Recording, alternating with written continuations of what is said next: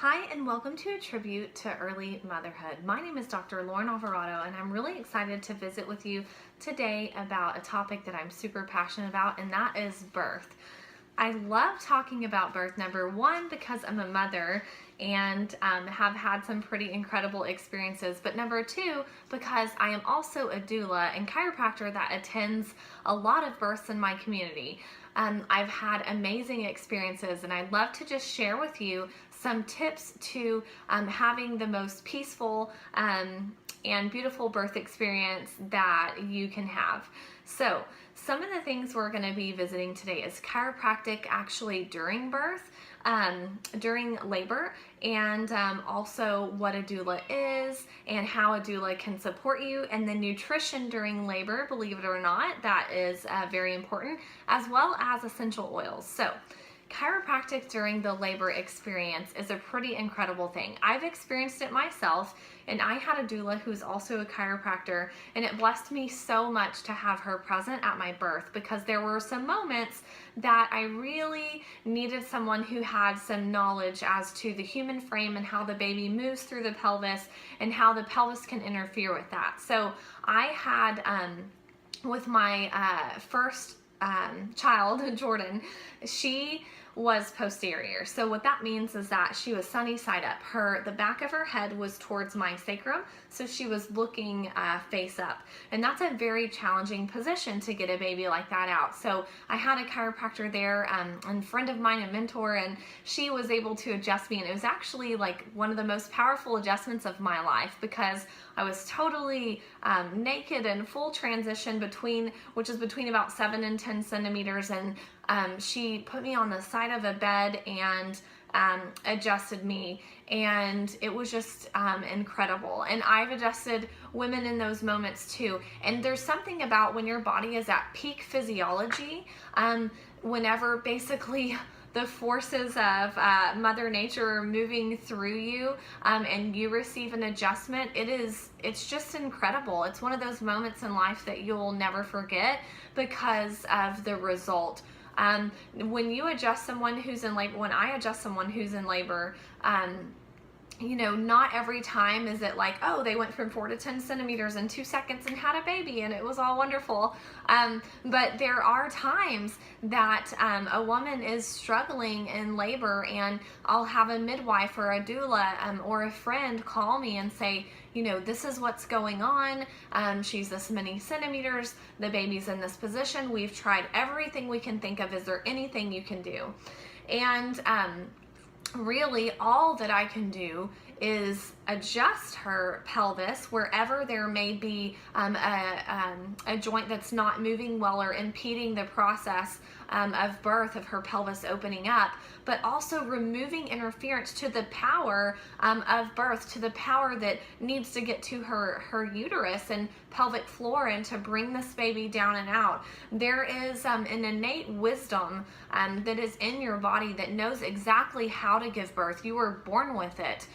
It's your birthright, and you have that within you. Now, you don't necessarily, you know, sometimes you do need help during labor, medical help, and I have been in that position as well. But when you remove interference to that power, I see frequently that women don't in fact need those interventions. So your body knows what it's doing. I just want to encourage you that this wisdom is within you, and if you just do everything you can to support it, then you're going to have the best birth outcome that you can possibly have, because you'll know that you did everything you could to support it. And even if you end up needing some type of intervention, you know that it was in fact necessary. So anyways, as a chiropractor, I've had some incredible experiences, and it's awesome. As a doula, what a doula is a woman's servant, and they come along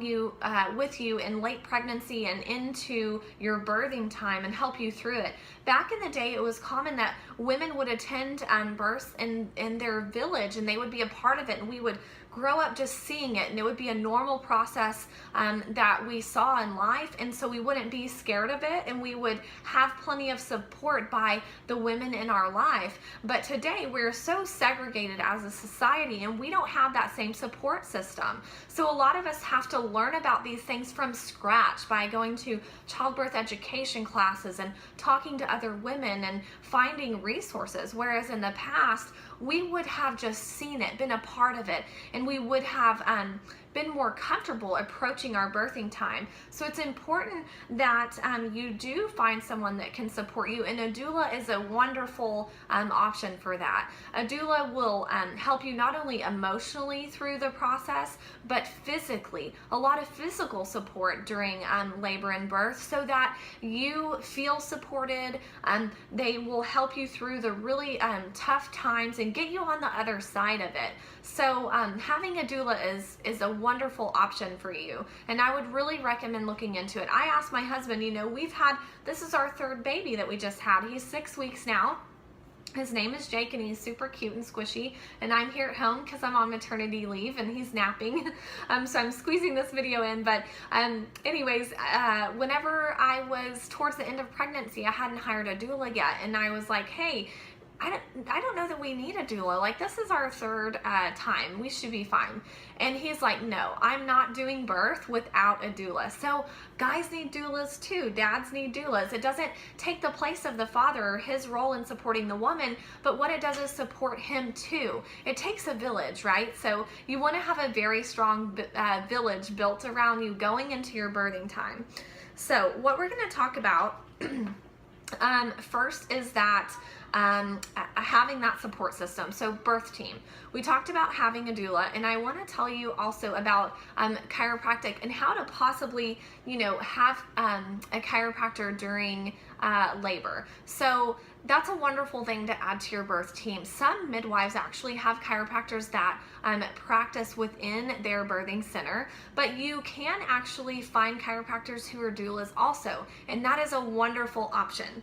Now, if your chiropractor isn't a doula, they may still be able to be on call for your birth, and I do a lot of on-call work. So moms in my community who come and get adjusted throughout pregnancy, I will be on call for them during their birth in case they need me. If they're following my recommendations and they're doing everything they can, and they get in that moment of labor and birth and they hit a crossroads and they need some help, I do everything I can to come to them. And I have a network of chiropractors that we back each other up, and we help each other do that for all of our clients. So it's pretty incredible. But anyways, having a chiropractor who can support you is great. Now, sometimes that looks like me actually going to them and checking their pelvis and adjusting them where they are at home, at a birth center.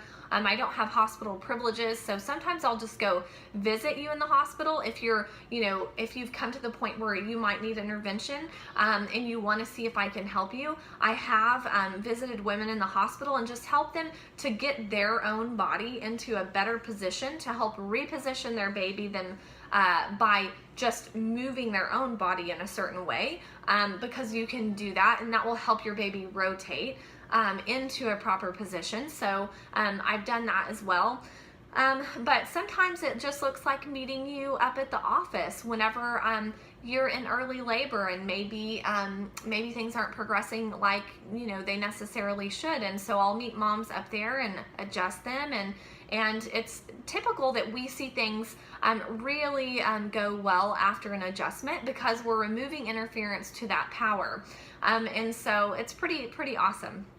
Okay, another thing that we need to talk about as far as a support team goes is your provider. So this is something really important that you should look into in early pregnancy or even before pregnancy if you're planning on getting pregnant. The reason why your provider is really the most important thing is because it's a total game changer if you don't have a provider that's on board with your birth philosophy. So if you really want to medicalize birth, and you want, interventions, like that's the route you want to go after you've educated yourself, that's okay. That's your personal choice.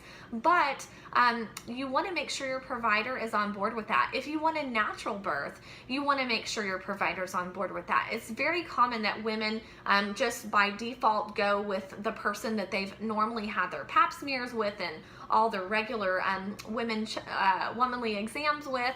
And I wouldn't suggest just doing that out of convenience. I would suggest really interviewing your provider, even if you've been with them for a long time, because you want to find out what their philosophy is. Sometimes when you start talking natural birth terms like I don't want an epidural, I really don't want to use Pitocin, I really don't want to have an episiotomy where you cut me open, I want to have a chance to push my baby out on my own, I'd like to have delayed cord clamping so my baby can get the full blood transfusion.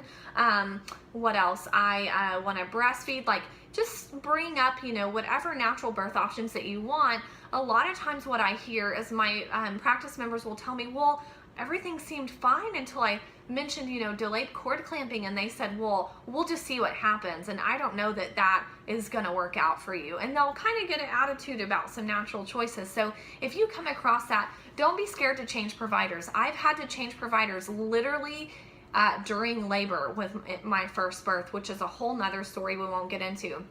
But I just want to empower you that it's your body, it's your choice, and educate yourself about what your choices are so that in the moment you can really be empowered and you can be in control. Although we cannot control birth and what happens, okay, we can be in control of the fact that we pick a good support team and a good provider. So I would highly suggest that. Also, getting a midwife instead of an OB might be a good option for you if you are considering natural birth, because they are just more natural minded. Like, they understand the physiology of birth really well. Not all midwives or OBs are created equal, so you want to interview your midwife as well. Don't just take for granted that your midwife is going to be on board with your philosophy and what you want just because they're a midwife. Most of them really are their philosophy on birth is a lot more natural, but not all of them. So just create a list of questions. Think about everything that you want in your birth and then talk to your provider about it in detail. Okay, so childbirth education is something that you should do, and I would, although most people kind of push it off until the end because you want it to be fresh in your mind and you want your partner for it to be fresh in their mind, start looking into options early on. There's some really great options out there. There's Birth Boot Camp, there's Bradley Method, there are some individuals who teach childbirth education, and so find out what their credentials are, find out what they teach. You want to find a childbirth education that shows you all of the medical options and all of the natural options. Typically, a hospital childbirth education doesn't really do that. So they do offer a class at most hospitals, but most of the time it's really just the medical route. They're talking about all the medical stuff, and so you don't get to hear about the facts and the science and the research behind natural birth and how amazing that might be for you. So I recommend finding a childbirth education that encompasses both of those. So I want you to know all about your options. You have the option to do delayed cord clamping, or the rights. Let's talk about rights. You have the rights to do delayed cord clamping. You have the rights to not do an episiotomy. You have the rights to give birth in whatever position that your body innately tells you to. You have the right to not have Pitocin, to not have an epidural, to not have a C-section. If you've had a cesarean before, you have the right to have a VBAC, and don't let anybody tell you any different, okay? And if they do, you need to get several opinions, because there are providers out there that will tell you that you cannot push your own baby out and you don't have the right to do it because you've had a cesarean before and you cannot have a VBAC. And I'm here to empower you and tell you that there's a higher risk of uterine rupture for a first-time mom, or I'm sorry, I might be misspeaking. I don't believe it's higher. It's equal to, and it could be higher for a first-time mother than there is for a woman giving birth after a cesarean. All the research out there on VBACs and how risky they are was developed on cesarean scars where women were cut this way, okay, not this way. So the incision that they were studying and the risk factor is different. So be headstrong. You're a strong woman and you have the capacity and you can have the willpower to take charge of your birth experience and just try to create the best possible experience for yourself by being educated. I want to let you know that your birth is a sacred passage into motherhood and that you should protect it and that you should research it. And it's the one almost biggest experience that a woman is going to go through. And it's a sacred space. And so you should really look into it, empower yourself to make the best decisions possible because you want to know that you did so. You want to look back and know that you did everything you could to create a peaceful transition for your baby from the womb into this outside world. And anyways, as you can tell, I get super excited about this topic. I'm so passionate about it. So you want to hold that space for your baby to enter this world in the most peaceful way possible. The best way to do it is a support team and research. Find out what your options are. So let's talk about nutrition during labor. During labor in a hospital, typically you can't eat. But if you are at a birth center, you, and maybe depending on your provider, nutrition can be very important. You want to have things that are actually high in carbohydrates like fruit, but not processed carbs. So fruit for some fast-acting sugar to give you some energy. You want to have a really good labor aid. You can look up some recipes for that. Lemonade with honey and all kinds of stuff that you can make with electrolytes. That's a great option. And then some snacks like pretzels, maybe, stuff like that. Nothing really heavy and fattening and that's gonna weigh you down. So you can look at some things. There's great things on Pinterest. Your midwife can give you some good options. And we are gonna talk about excuse me, you guys, nutrition on another level. This is one of my favorite supplements that I just used in my last birth, and I'll give you that testimony really soon. But this is Nitro. Nitro is from Young Living. This is packed full of B vitamins. It does have some green tea extract in it. And when I needed to really exercise during my birth and really be doing squats and lunges to help bring my baby down into the pelvis more and help him get into a better position. And I was tired and I felt like I had nothing left to give, which every woman hits that point during labor. Nitro saved the day, you guys. If you have a birth coming up, you want to stock up on Nitro. Look into it for yourself, but it seriously saved my life. It gave me energy to get through the rest of my labor and then also to push my baby out when the time came. So I'm also going to tell you about my favorite essential oils that I used. Yesterday we talked about Deep Relief, which is a little roll-on that I actually don't have right here with me, but it's a roll-on that I used on my abdomen whenever I was nearing transition between about 7 to 10 centimeters like we talked about. I had a lot of discomfort during that time because my baby was kind of in a funky position, which tune in for my birth story so I can tell you all about that.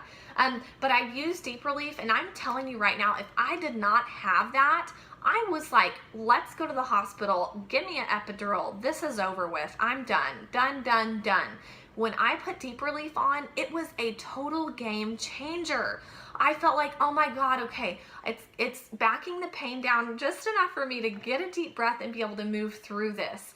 And the reason I was so uncomfortable is because my baby was in a funny position and I was able to get that resolved pretty quickly. So I'll share that with you soon.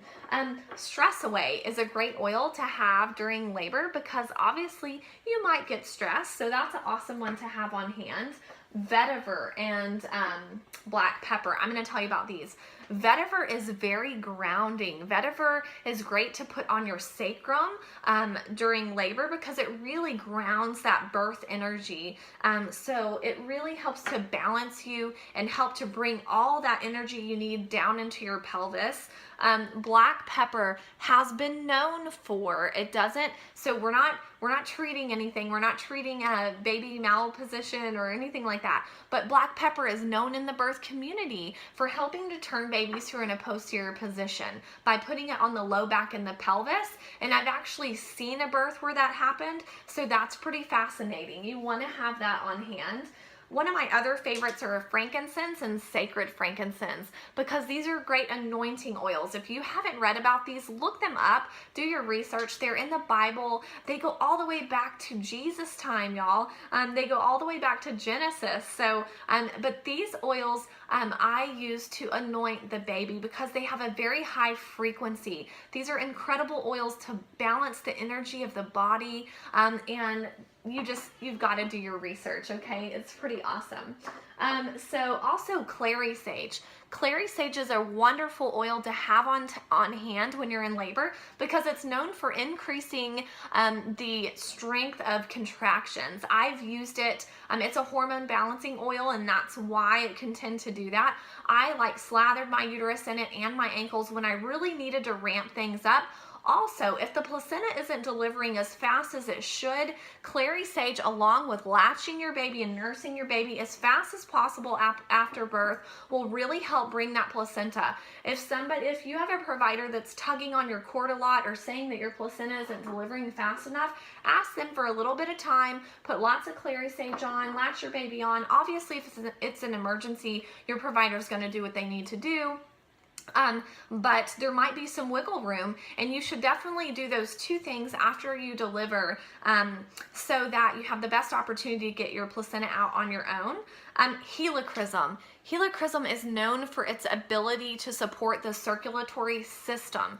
Now, some women end up having excessive bleeding during or after birth, and helichrysum not only can help with soft tissue and bleeding and bruising and all of that because it supports the circulatory system. It does not treat hemorrhage, so it's not treating anything, but it can support your system while you're in that time frame right after birth. I used it a lot, and you can use it also for perineal support afterwards. You can use it on your bottom for like hemorrhoid issues and all that pressure and all that recovery. Helichrysum is great to make a bottom salve with, so you can even put it in your peri bottle to rinse yourself. So look up recipes with helichrysum and consider adding that to your birth kit. Valor. Valor for courage. Valor is a wonderful oil. The Roman soldiers used to bathe in it before they went into battle. And valor can bring you through those moments where you need extra courage. This changes your frequency, can help your emotional state and mental state. So valor is a wonderful option. Then my good friend gave me this bottle of surrender, and let me tell you what, I had to use it to really surrender to what was happening and let my baby come through peacefully. So this was a wonderful oil to support me in my last birth experience, and I'm so grateful for it. So you guys, we had a quick chat today about chiropractic, doula, birth team, nutrition, essential oils. I hope this was a great resource for you. I could go on forever about this topic, so if you have any specific questions or comments, please reach out, and I'd be glad to support you in any way I can, whether it's just giving you information or being there for you in the biggest and most important and special moment of your life. I love you guys. Thanks for joining me. Bye.